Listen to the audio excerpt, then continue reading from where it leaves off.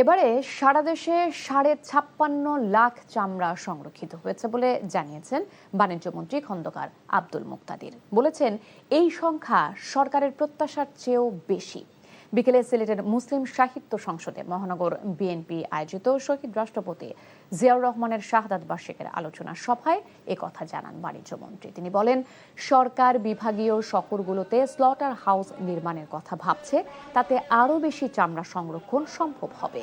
এছাড়া রাজধানীর ক্ষতিগ্রস্ত ট্যানারি ব্যবসায়ীদের প্রণোদনা দেবে সরকার। মন্ত্রী জানান, ওসমানী বিমানবন্দরকে আঞ্চলিক যোগাযোগের হাবে পরিণত করা হবে। সিলেট থেকে ভারতের গুয়াহাটি রুটে শিগগিরই চালু হবে সরাসরি ফ্লাইট।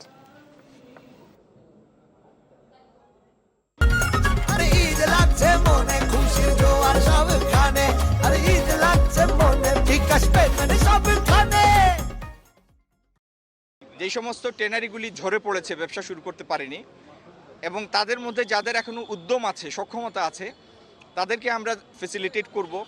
তারা যাতে নিজেরা ইটিপি স্থাপন করে সেই জন্য কারিগরি এবং আর্থিক সহযোগিতা দিব সরকারের পক্ষ থেকে। সাভারে যতগুলি প্রতিষ্ঠান ব্যবসা করবে, যতগুলি ট্যানারি, প্রত্যেকটাকে আমরা এলজিডব্লিউ গোল্ড ক্যাটাগরিতে নিয়ে যাব। এটি হবে আমাদের আগামী দিনের থ্রেশহোল্ড, যাতে যারা পণ্য বিক্রয় করবেন, রপ্তানি করবেন দেশের বাইরে, তারা যেন তাদের এই পণ্যের সর্বোচ্চ বিনিময় পান, সেটি ইনশাল্লাহ আগামী দিন নিশ্চিত করব।